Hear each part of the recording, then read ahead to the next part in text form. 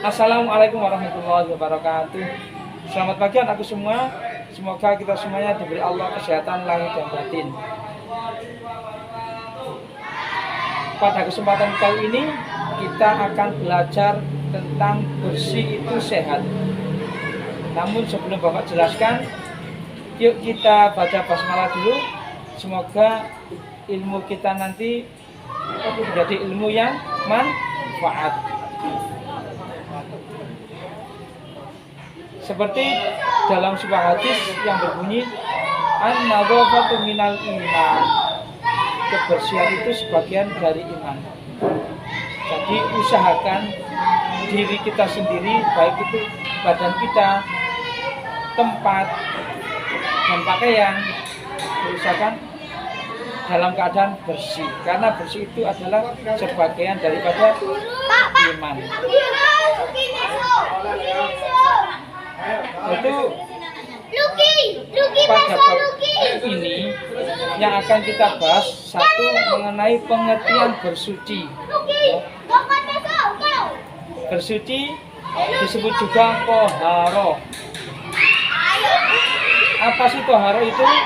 Menghilangkan najis yang menempel pada badan kita, pada pakaian kita, dan juga pada tempat kita, terutama pada waktu kita melaksanakan sholat dan mengaji.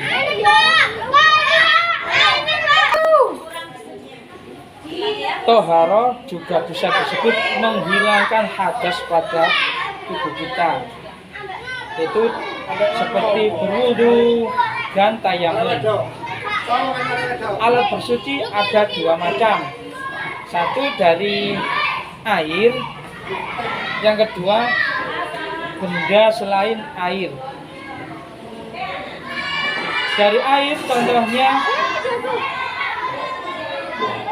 air sumur, air sungai, air hujan, air laut, air embun, air salju, dan air es.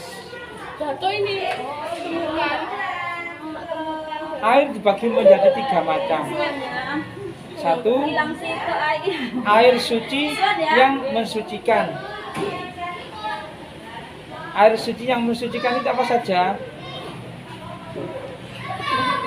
Seperti air hujan, air sumur, air laut, dan lain-lain, ya, itu air suci yang mensucikan.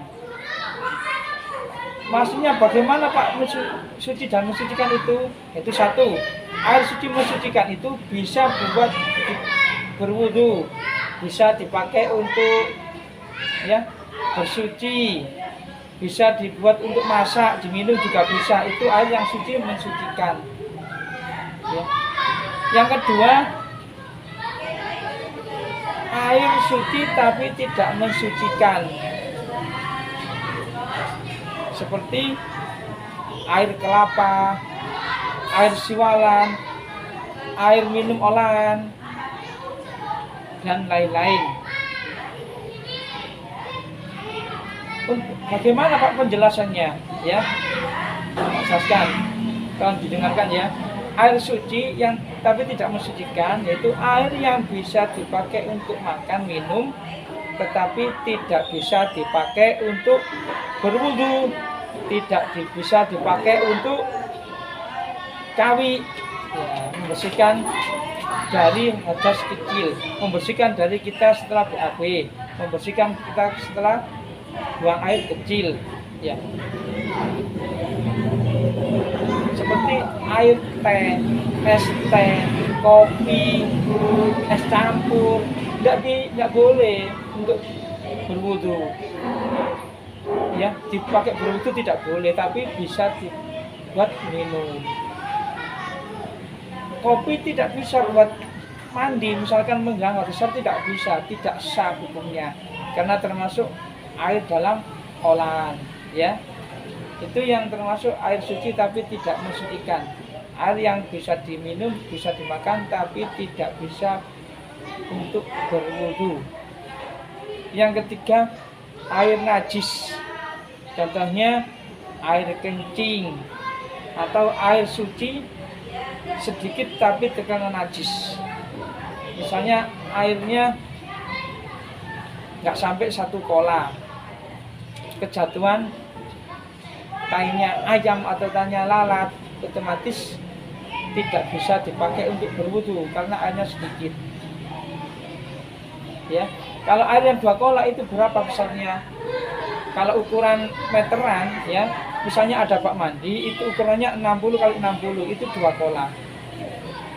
Ya, seharusnya lebih dari 2 kola. Nanti wudunya kalau dulu kan bisa untuk buat itu diambil dari bak mandi gitu.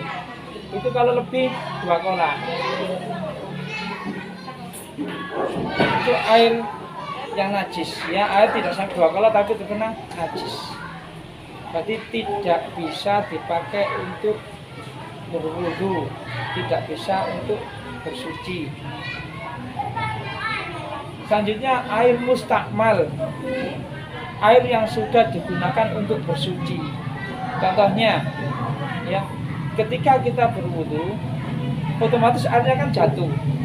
Dan di bawahnya ini ada ember atau timbo. Ketika airnya buat bersuci, wudu airnya yang jatuh itu tidak bisa buat wudu lagi. Atau air yang habis dipakai untuk mencuci pakaian, gira pakaian, terus airnya dipakai untuk berwudu, itu tidak bisa dipakai untuk berwudu, ya, paham ya? Yang kedua, itu alat yang bisa dipakai untuk bersuci tadi, satu kan air, yang kedua alat bersuci selain air. Apa saja itu? Insya Allah semuanya sudah pada tahu ya. Satu, contohnya batu, kayu, daun, kertas atau tisu. Cara penggunaannya bagaimana? Yaitu setelah BAK atau BAB dioleskan pada tempat BAK-nya, dibersihkan. Kemudian ambil lagi di bagian yang belum dioleskan lagi sampai hilang.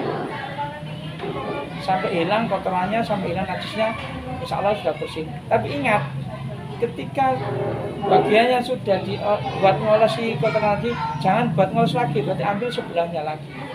Ya. Sudah paham ya? Itu saja yang bisa Bapak sampaikan mengenai pengertian bersuci dan apa saja yang dipakai untuk bersuci. Ya, semoga kalian semua paham dan manfaat ilmunya.